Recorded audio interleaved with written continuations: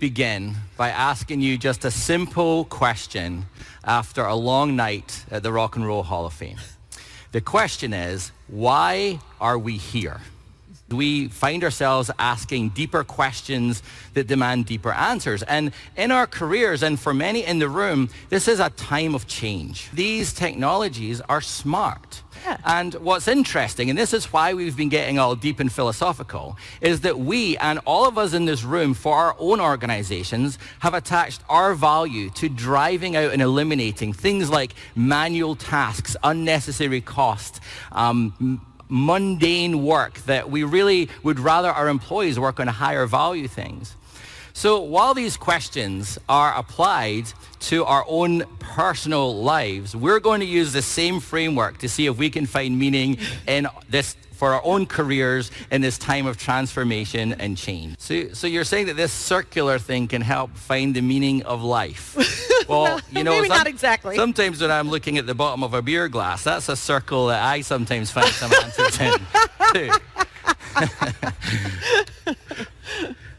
So let's begin with our first one. What's most important to me? To me. And when you think about the term in the industry, enterprise content management, the word manage itself is an interesting word because its definition is to be in charge of something.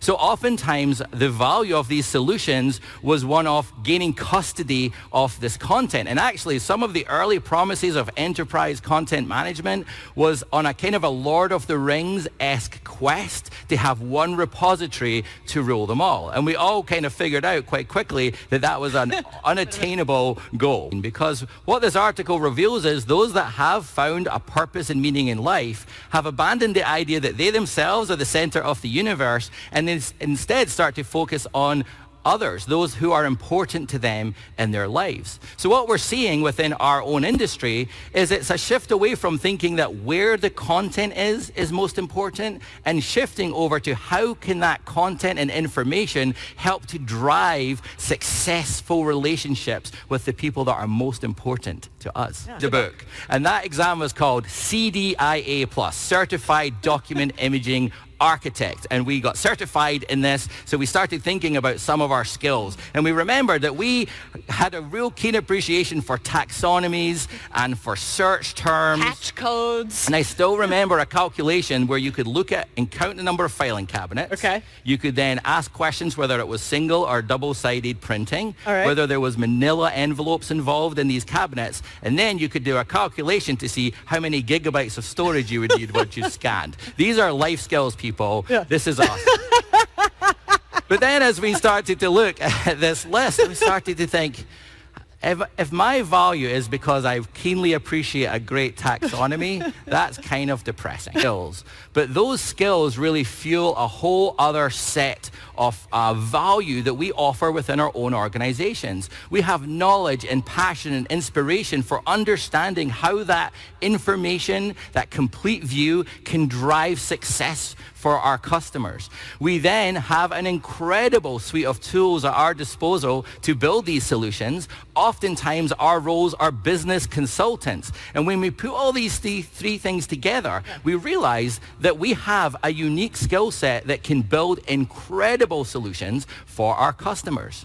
But then we realize it's the same skill set that's required to build incredible solutions for patients.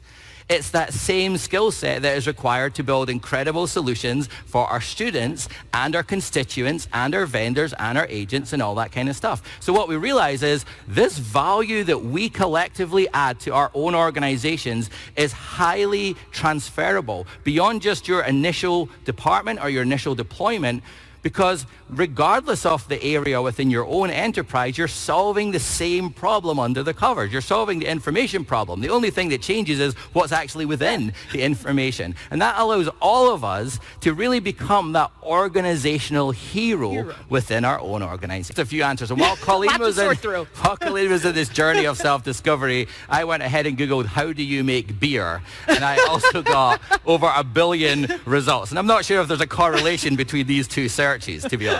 Well, we all solve problems in our own way. So in a weird and cruel twist of fate, are these technologies going to eliminate us. That's what we've been wondering about. And that brings us to our third and final area. These are the technologies which are actually closely interrelated together, machine learning and artificial intelligence, where machines observe and watch what's happening and then eventually start to think for themselves. And these are really hot topics at the moment. Well, again, we have the knowledge, the passion, the expertise, the tools, the business consultancy, which makes us the intelligent automators. Every single one in this room plays this such valuable and important role within your own organization. The future is very bright. Yeah, for all of us. So let's revisit the first question that we asked. Why are we here? We'd like to conclude with this. As long as we are the ones asking the questions, we're good. As soon as the robots start pondering the meaning of life, then we're all in trouble.